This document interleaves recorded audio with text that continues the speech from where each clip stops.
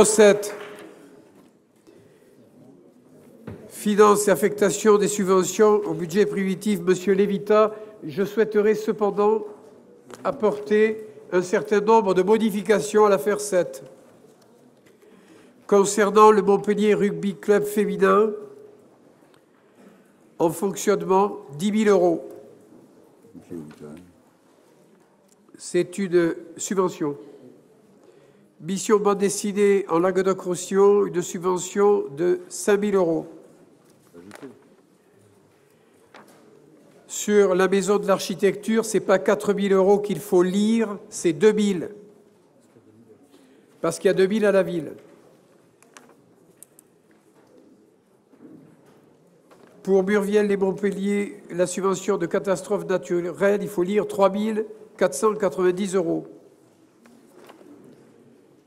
Concernant l'association de promotion des flux touristiques et économiques, je vous propose de retirer cette affaire qui, aujourd'hui, est en cours de traitement par la Cour des comptes jusqu'à une prochaine séance.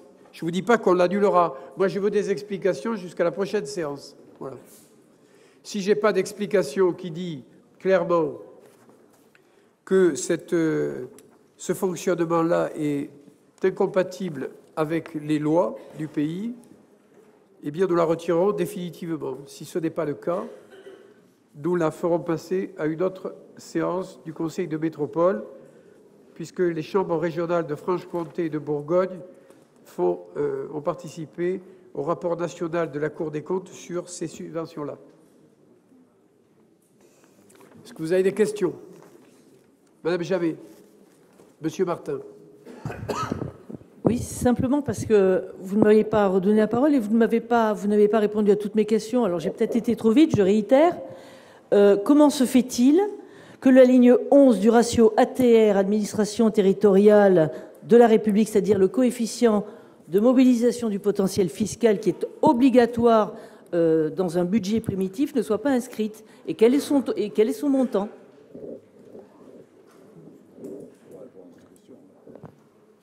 Mais Madame Jamet, conformément au décret et à l'article R. 2313-2 du Code général. Pour répondre à cette question. Non, il suffit d'être un bon économiste. Moi, je fais confiance à Monsieur Lévita. Vous ne pouvez pas présenter les 11 un budget sans les 11 ATR. C'est une règle de base. Même moi, je la connais. Même Monsieur Lanlong doit la connaître aussi. Je suis un petit arracheur de dents de Faubourg. Je ne suis pas énarque. Je m'adresse à Monsieur Lévita. Je n'ai pas fait la grande école de l'administration.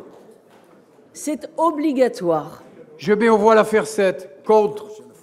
Abstention. Il y a malaise, hein. Ah, vous aviez demandé, monsieur. Ah, pardon, monsieur Martin, je suis désolé. Non, il n'y a pas de mal. Entre-temps, la discussion s'était animée, effectivement.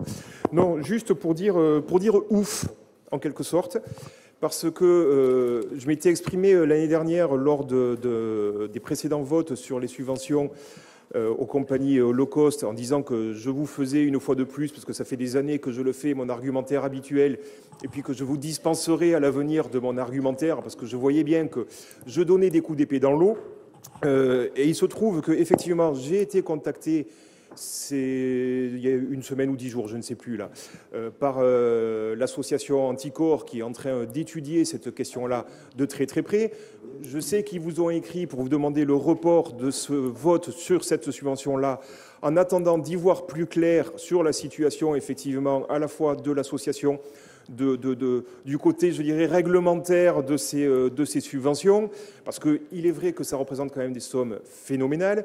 Rien qu'entre 2010 et 2013, sur 4 ans, c'est 7,5 millions d'euros d'argent public qui est versé à cette association et immédiatement reversé à ces compagnies.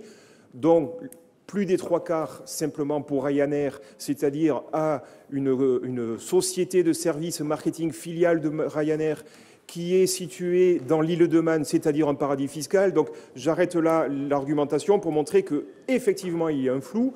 Donc je dis ouf, parce que finalement, quand j'étais, moi, le seul, avec les élus communistes d'ailleurs aussi lors du dernier mandat, mais sur ce mandat, le seul à voter contre cette subvention en expliquant qu'il se passait des choses pas claires là derrière, finalement, je n'étais pas très entendu. J'ai eu le renfort visiblement et on a eu un échange fructueux avec l'association Anticorps qui est présente au balcon d'ailleurs et je les salue au passage. Donc enfin il y a un report là-dessus. Je pense que la Chambre des comptes éclairera le débat qui nous permettra de prendre les bonnes décisions à l'avenir. Je vous remercie. Monsieur Martin, vous avez raison. Quand c'est flou, comme dit Martine Aubry, c'est qu'il y a un loup. Oui, moi je ne vais pas paraphraser Martine Aubry, mais effectivement, j'ai peur qu'il y ait un loup aux dents très très longues sur cette affaire-là. Le problème, c'est que j'ai été induit à l'erreur. Excusez-moi. Pendant des années, monsieur Martin. Je pense qu'il n'y a pas qu'un loup. Je pense d'ailleurs qu'il y a peut-être des loups avec les dents un peu longues sur cette affaire-là. Mais encore une fois, moi, les informations que j'ai pu avoir au fur et à mesure du temps étaient un peu limitées parce que dès que j'arrivais quelque part, j'aime mieux vous dire que les portes se fermaient. L'association Anticorps a visiblement des moyens dont je n'arrivais pas à disposer. Donc enfin, cette question-là avance, de mon point de vue, dans le bon sens. Tant mieux. J'espère que la conclusion ira vraiment dans le bon sens.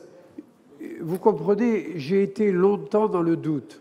Mais vous auriez dû m'écouter à l'époque, ça vous aurait enlevé les doutes. C'est à cause de vous ça, ne le doute. m'écoutez pas assez. Monsieur je Martin, retiens cette leçon-là, vous ne m'écoutez pas assez. Il venait de là parce que je vais vous expliquer pourquoi. Ah, vous aviez des doutes sur ce que je disais? Ben oui, monsieur Martin. Parce que les communistes du Conseil général, oui, auquel vous appartenez, au groupe... J'y appartenais à l'époque, mais j'y appartiens plus. Non, mais c'est comme ça, j'y peux rien, c'est un fait. Le groupe communiste du Conseil général, oui, oui. Ah non, avec M. Liberty en tête, tout à fait, couleur politique qui est la vôtre, oui, ont toujours voté les low-cost au Conseil général. Non, mais je sais, je vais discuter. Voilà. Vous comprenez le doute que j'avais? Mais je dis pas. Donc, Mme Canticor a éclairé mon esprit. Monsieur le Président, j'ai pris la bonne décision. Je ne dis pas que vous auriez dû écouter vous, j'étais dans le communiste. doute, parce qu'au Conseil général, vous votiez pour, et à la métropole, vous votiez contre. Je ne dis pas que vous auriez dû écouter le groupe communiste, je dis que vous auriez dû m'écouter. Un petit artisan de banlieue. Et je retiens la leçon que plus souvent, vous devriez m'écouter. Nous sommes d'accord là-dessus. Je vous remercie.